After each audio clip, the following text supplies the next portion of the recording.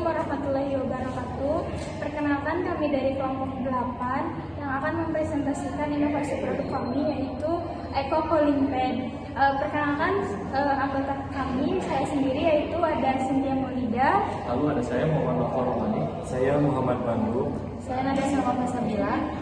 Selanjutnya, yang pertama yang akan kami presentasikan adalah Face of Customer yang akan dijelaskan oleh Sahabat Guru. Di sini saya akan menjelaskan Face of Customer, dan Face of Customer ini memiliki 4 pertanyaan. Yaitu yang satu, ada masalah apa yang biasanya Anda alami ketika laptop menjadi panas. Jadi yang kedua itu ada fitur apa yang paling Anda butuhkan dari alat pendingin laptop. Dan yang ketiga, seberapa menarik Anda konsep cooling pad tanpa listrik yang dapat menyerap panas. Dan yang terakhir itu, apa kekhawatiran Anda jika menggunakan produk berbahan alami sebagai atas pendingin. Selanjutnya itu ada entity map. Di sini memiliki 4 bagian, yaitu yang satu ada What do you day here, yaitu cooling pad listrik cepat rusak dan berisik, gunakan produk hemat energi dan sustainable.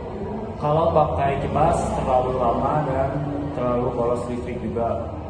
Dan selanjutnya itu what do they and say and do, butuh cooling pad yang enggak berisik, yang simpel dan nggak perlu colok kabel, menggunakan listrik, laptop selalu cepat panas.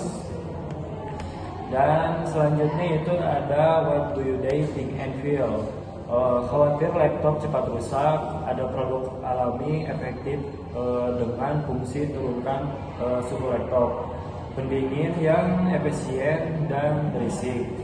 Dan bagian terakhir itu ada what do you day see, banyak cooling pada elektrik dengan desain monoton yang besar, juga mudah mencari solusi yang ramah lingkungan untuk perangkat elektrik. Menarik juga dan membuat nyaman saat pakai laptop. Selanjutnya itu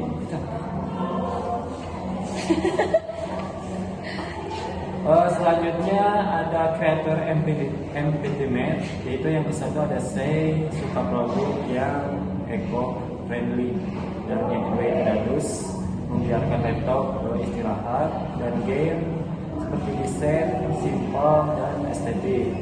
Dan things pasti lebih hemat energi kalau pakai kipas. Feel itu khawatir performa laptop turun atau rusak. Dan yang terakhir itu ada pain, suara kipas mengganggu fokus, atau cooling pad elektrik boros daya dan cepat rusak. Dan selanjutnya akan dijelaskan oleh rekan saya, ada. Baik, di sini selanjutnya saya akan menjelaskan data VOC yang dimana proses Voice of Customer. Yang pertama itu ada kutipan pengguna cooling pad berisik. Lalu di sini agar cooling padnya tidak berisik, kita butuhannya berarti disensinya dan juga tidak berisik, karena dari berisik ini mengganggu fokus dan juga kenyamanan. Lalu di sini yang kedua ada kalau bisa sih pendingin yang nggak perlu colokan. Dengan cara indikasi kebutuhannya itu ada efisiensi energi dan juga tanpa daya listrik. Lalu di sini ada suka peduli ramah lingkungan. Itu kebutuhannya kita menggunakan material ramah lingkungan dan berkelanjutan. Dan catatan bagi kita sendiri yaitu tren eco sekarang meningkat di kalangan mahasiswa dan juga pekerja. Selanjutnya ada pengelompokan dan sintesis, yang dimana itu dibagi menjadi 3 kebutuhan, ada efisiensi energi, kenyamanan, dan juga estetika portabilitas. Lalu ada beberapa kategori juga. Yang pertama itu tidak menggunakan listrik, memanfaatkan bahan alami penyerap panas. Lalu ada juga yang kedua, kenyamanan, tidak berisik, tidak panas di pangkuan, dan mudah ringan dibawa. Lalu yang ketiga itu ada desain tipis, modern, dan mudah dibawa. Ini termasuk ke dalam kategori yang pertama itu fungsional dan sustainable. Yang kedua termasuk ke dalam emosional karena kalau kebutuhan itu kenyamanan. Yang ketiga itu ada estetika atau usability karena dalam kelompok desain. Selanjutnya akan dijelaskan oleh rekan saya Naufal. Lalu tahap 4, prioritas kebutuhan dengan menggunakan model Canon. Fitur pertama yaitu pendingin alami tanpa listrik. termasuk ke dalam kategori performance, yaitu implikasi desainnya gunakan bahan penyerap panas alami. Lalu fitur kedua, tidak menimbulkan suara bising, masuk ke dalam kategori atraktif. Implikasi desainnya faktor pembeda dari cooling pad elektrik. Material eco-friendly, masuk ke dalam kategori must be. Implikasi desainnya harus menggunakan bahan alami agar sesuai konsep ramah lingkungan. Lalu desain ringan dan portable masuk ke dalam kategori performance. Implikasi desainnya menggunakan material ringan seperti bambu fresh atau karet daur ulang. Lalu fitur permukaan ergonomis dan tidak licin masuk ke dalam kategori performance.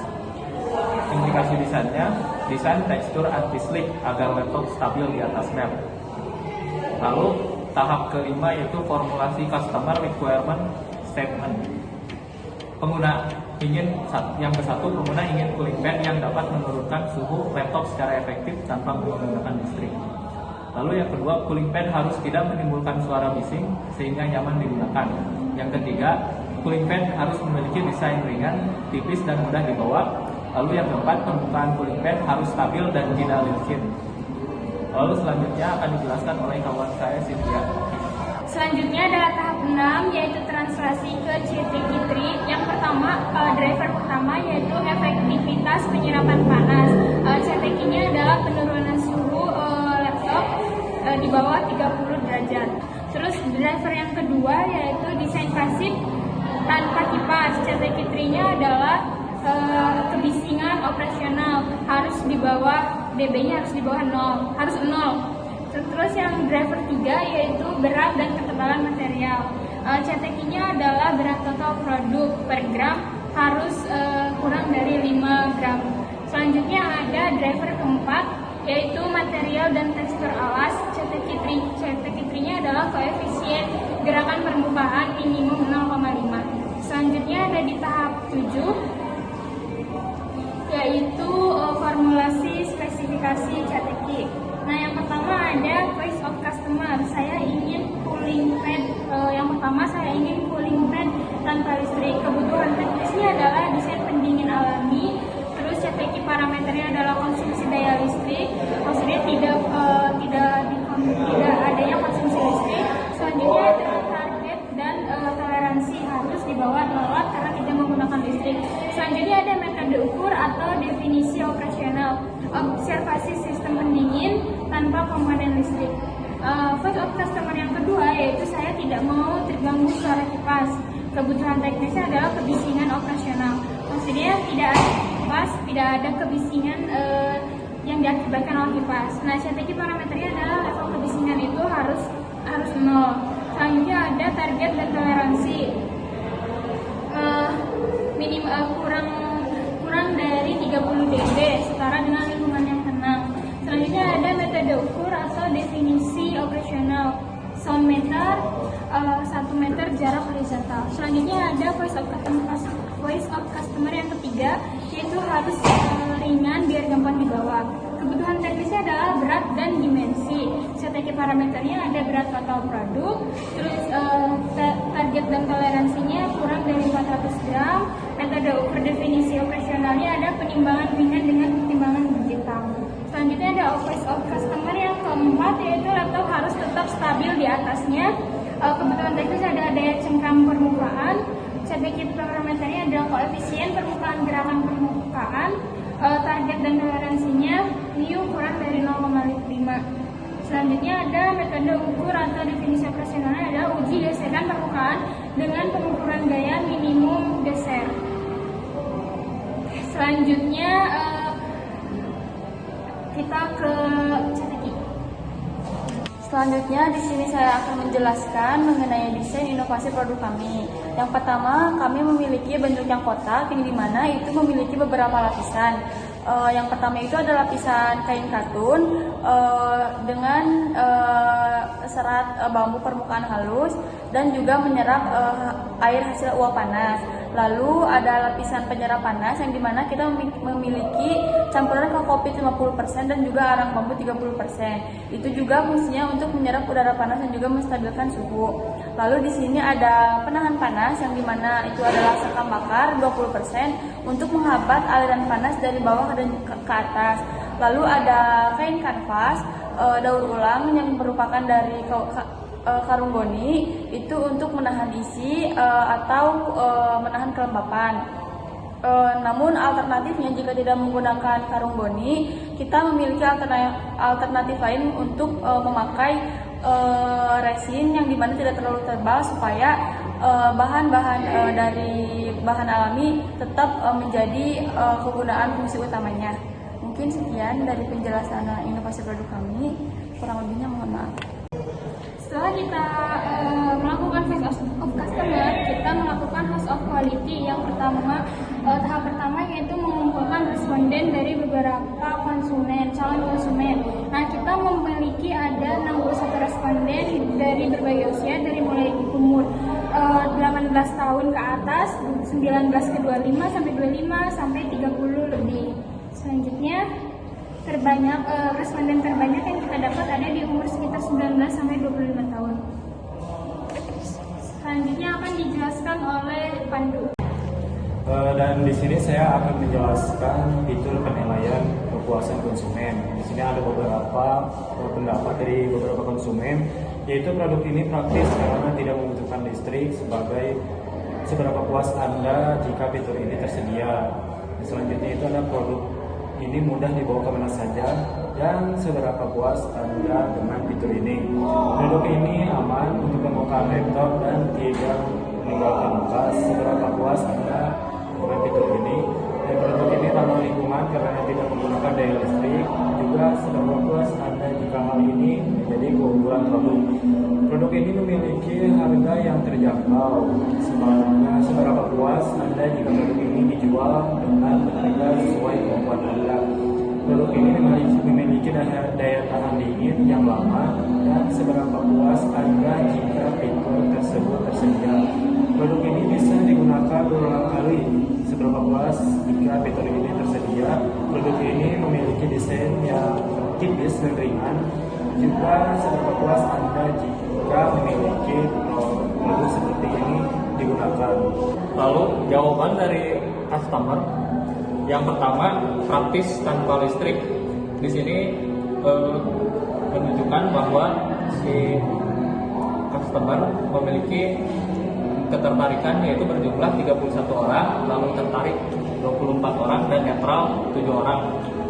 Jadi kesimpulan dari kategori model utamanya yaitu O. Lalu mudah dibawa kemana saja. Ini menarik customer sebanyak 33 orang, lalu tertarik 24 orang dan netral 5 orang. Kategori kanonya A. Lalu fitur ramah lingkungan. Ini menarik sekitar 31 orang sangat tertarik, lalu tertarik saja 25 orang dan netral 6 orang. Kategori kanonya O. Lalu keempat, harga terjangkau, sangat tertarik 39, lalu tertarik 19 orang, lalu netral 4 orang. Kategori kanonya M. Lalu daya tahan dingin lama, sangat tertarik 30 orang, yang tertarik 24 orang dan netral 8 orang. Kategorinya O juga. Lalu fitur bisa digunakan berulang kali. Ini menarik, sangat tertarik 33 orang, lalu tertariknya 26 orang dan netral 3 orang. Kategori kanonya A. Lalu desain tipis dan ringan, sangat tertariknya 32 orang, lalu tertarik 23 orang dan netral 7 orang. Kategori kanonya A. Lalu fitur aman untuk permukaan laptop. Di sini sangat tertarik 31 orang, lalu tertarik 27 orang dan netral 4 orang. Kategori kanonya M. Lanjut. Ini ada house of quality di mana kita membagi house of quality ini menjadi dua penjelasan, yaitu yang di sebelah kiri dan yang di sebelah kanan. Nah, saya akan menjelaskan dari house of quality yang sebelah kiri. Dapat dilihat dari tabel, yaitu ada pelanggan paling memprioritaskan fitur. Yang pertama, fitur yang diprioritaskan ada harga terjangkau. terjangkau sekitar 18%. Selanjutnya ada mudah dibawa kemana saja sekitar 16%. Aman untuk penumpang laptop juga sekitar 16%. Selanjutnya ada hubungan ditemukan antara yang pertama mudah dibawa dengan desain tipis dan ringan. Selanjutnya yang kedua ada ramah lingkungan dengan bahan biodegradable. Selanjutnya ada aman untuk laptop dengan pelindung non konduktif. Terus selanjutnya juga ada ditemukan hubungan lemah atau negatif, yaitu ada daya tahan dingin lama dengan pelindung non konduktif. Selanjutnya host of quality yang bagian kanan akan dijelaskan oleh rekan saya, itu Nada. Selanjutnya di sini saya akan menjelaskan host of quality pada bagian kanan. Di sini terlihat bahwa pada bobot nomor 3 produk kami memiliki performa yang lebih baik. Sedangkan pada kebutuhan 1, 2, dan 5 kami memiliki gap yang cukup besar dengan kompetitor. Demikian oleh sebab itu perlu adanya perbaikan dan juga evaluasi terhadap produk kami. Demikian beberapa hal yang bisa kami sampaikan. Mohon maaf jika terdapat kekurangan baik dalam penyampaian maupun tutur kata yang kurang berkenan.